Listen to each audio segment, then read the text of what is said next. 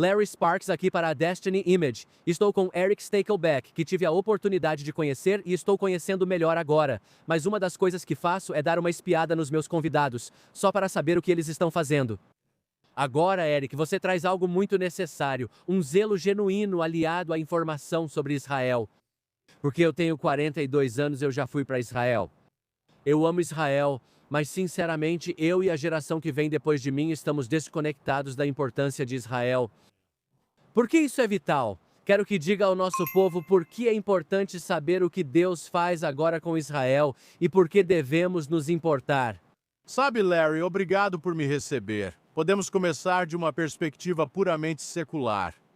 Esses 3 motivos. Número 1, Israel, mesmo que você não seja um crente, não siga Jesus. Se você é americano, Israel é a primeira linha de defesa da civilização ocidental. Pense nisso. Uau! Essa pequena nação do tamanho do estado de Nova Jersey, no ventre da fera, o Oriente Médio, está segurando os bárbaros para que não cheguem ao nosso litoral. Eles lutam contra os mesmos islamistas radicais que querem nos matar nos Estados Unidos. É isso. Segundo, observe a democracia em meio à tirania na região mais estratégica do mundo, o Oriente Médio.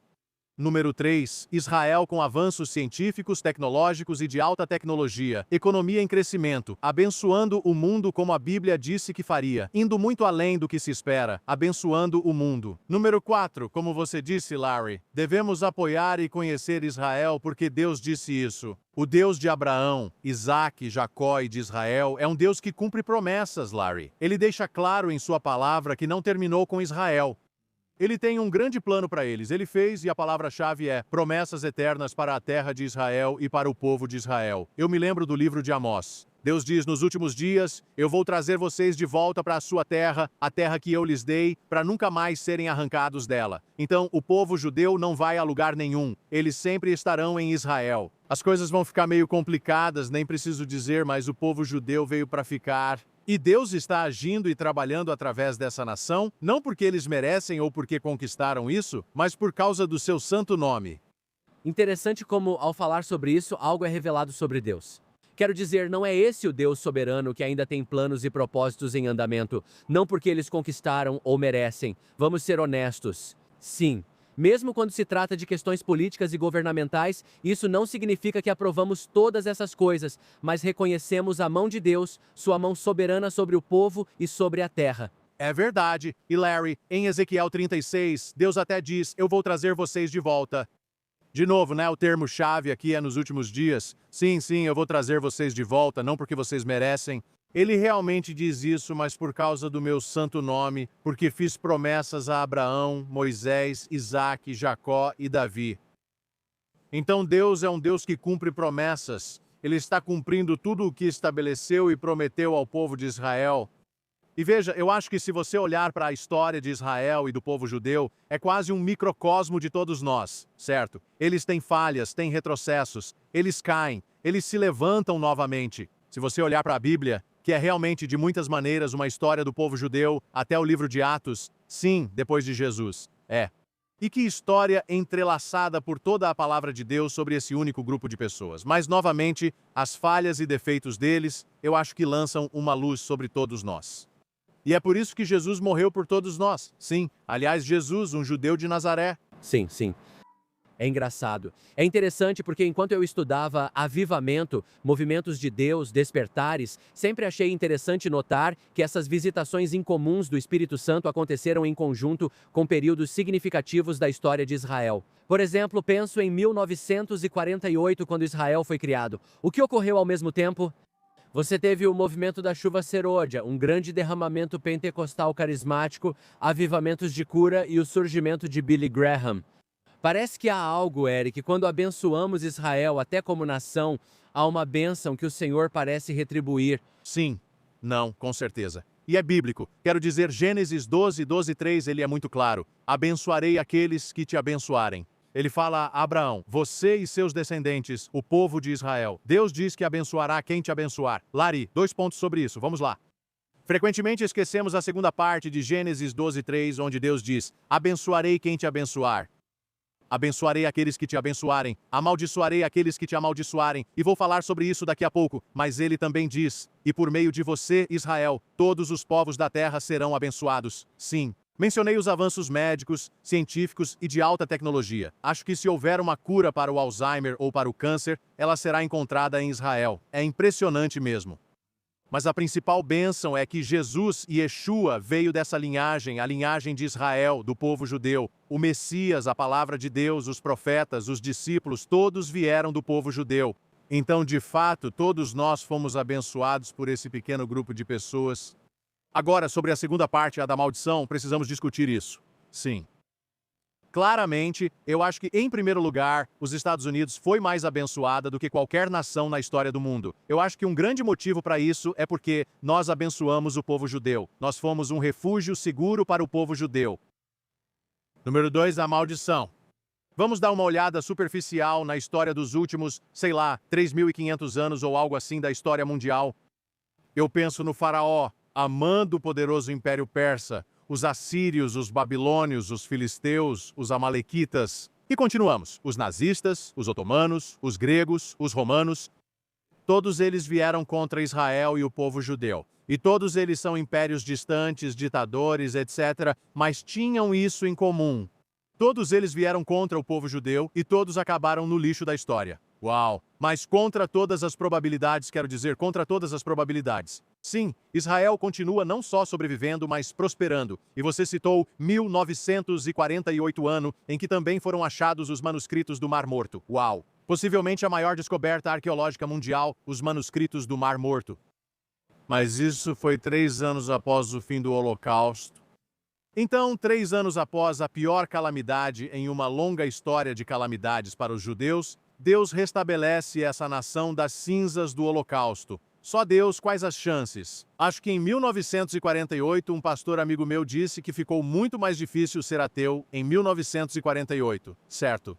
A existência de Israel é uma prova clara da existência de Deus, não havendo explicação racional diferente. Larry, quem já ouviu falar de um povo sendo disperso, expulso de sua terra ancestral e antiga por 2000 anos? E então eles retornam? Uau! Quer dizer, das cinzas do Holocausto, eles voltam e restabelecem esse forte Estado-nação.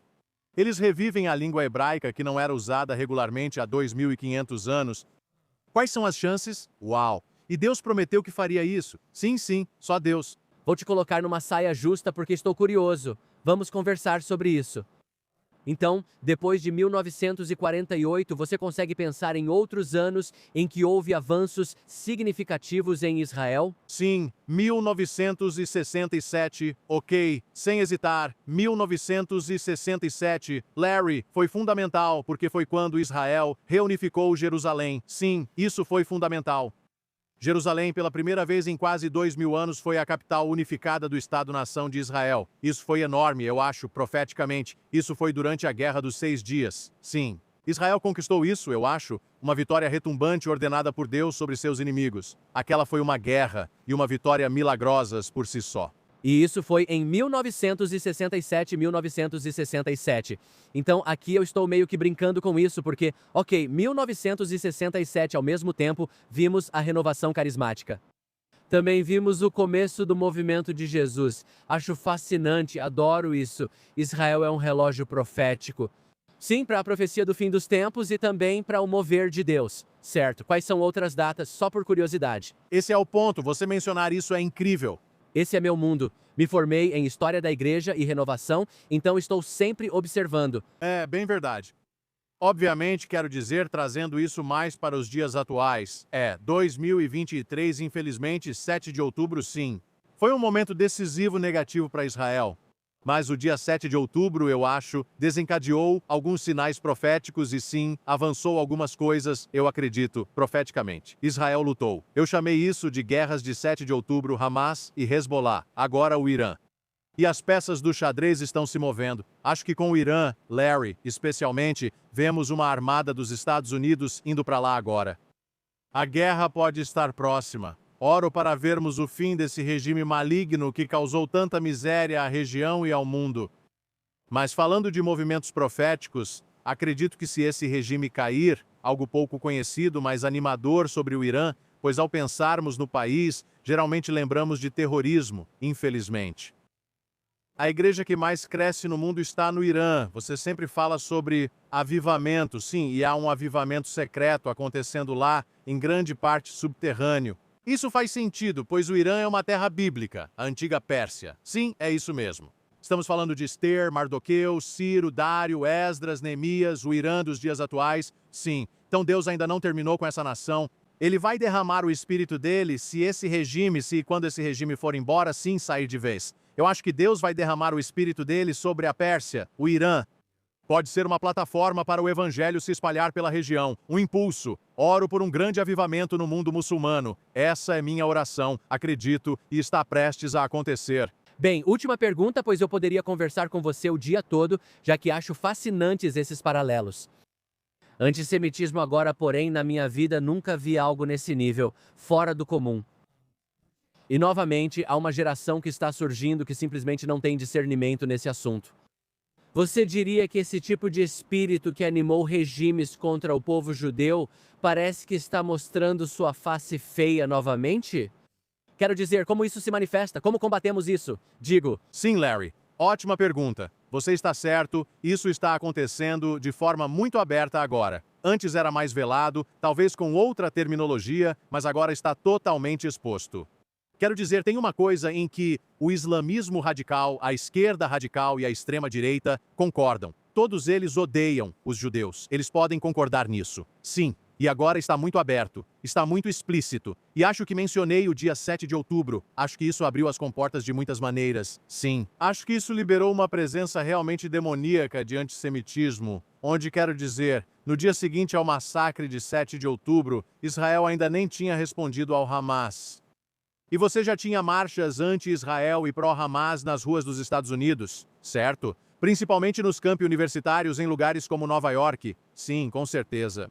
É um grande problema nesse sentido. Está se intensificando, é um sinal dos tempos. Como combater isso? Fazemos o que estamos fazendo agora, tendo essa ótima conversa, Larry, e trazendo a verdade bíblica. Eu acho que, como seguidores de Jesus, como cristãos, somos embaixadores de Cristo e precisamos estar ao lado do povo judeu e dizer não enquanto estivermos aqui, certo?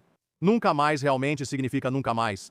Isso não vai acontecer. Não vamos permitir uma repetição do Holocausto. Não vamos permitir isso enquanto estivermos aqui na Terra, pelo menos como seguidores de Jesus. Então, acho que precisamos nos manter firmes. Eu também acredito nisso. Alguns dizem que a maioria dos judeus não segue Jesus ou Yeshua. Ainda não, mas Deus trará um avivamento. Paulo deixa isso claro em Romanos 11. Paulo é muito claro sobre o que Deus vai fazer. Sim, leia Apocalipse. Haverá dezenas de milhares de testemunhas judias nos últimos dias.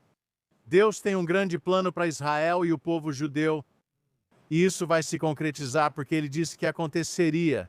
Bem, sabe de uma coisa? Não podemos ver isso com olhos naturais porque, como você disse, muitos judeus ainda não conhecem Jesus. Porque em Romanos, Paulo realmente diz que será como uma ressurreição em massa, uma ressurreição espiritual, como se a vida viesse dos mortos. Sim. E eu sinto que estamos caminhando para isso. Estamos sim. Talvez seja por isso que estamos vendo tanta oposição e resistência. Larry, ponto-chave. Ponto importante. O diabo não gosta do que vê. Não, ele não gosta. E desde 7 de outubro, em particular, os israelenses estão curiosos sobre Yeshua. Sim. O que há com esse Yeshua? Sim. Acredito que muitos cristãos que amam Israel e o povo judeu estão apenas vivendo sua fé com respeito e honra. Eles dizem, o que há com esses cristãos? Estamos causando ciúmes, como Paulo disse. Com certeza. A comunidade messiânica em Israel, muitos deles, aliás, estão aqui na NRB, está crescendo rapidamente. E eu penso, poxa, era um número minúsculo de seguidores de Jesus no início dos anos 70 em Israel. Certo, e agora são milhares. Quero dizer, dezenas de milhares. Uau! E eles estão fazendo as coisas com excelência. Sim. Então, o estigma não existe mais como antes, porque agora os crentes messiânicos estão em todos os tipos de áreas da sociedade israelense e eles estão prosperando e indo muito bem. Sim. Mais uma vez, eles fazem as pessoas se perguntarem o que há de especial em Yeshua. Ele era judeu e cresceu em Israel. Não sabíamos, pensávamos que era um batista de Oklahoma. Ele não sabia, mas quero dizer, mesmo assim, as pessoas, isso é verdade, tipo, Eu posso perguntar, Jesus não era católico? É claro, de Israel, cabelo loiro. Olhos azuis, como nos filmes antigos dos anos 50 e 60. Exato, era um homem semita com aparência do Oriente Médio. Sim, Eric, você é uma voz profética de verdade para o que Deus está fazendo agora. E sim, Deus levanta vozes proféticas, mas também uma mídia profética que gera conscientização. Sou grato por você porque aprendo com o que você faz e quero que nossa comunidade da Destiny Image siga Eric Stakelbeck. Você será abençoado e ele vai te dar uma percepção profética dos tempos em que estamos vivendo. Obrigado, Senhor. Muito obrigado. Deus te abençoe, meu amigo.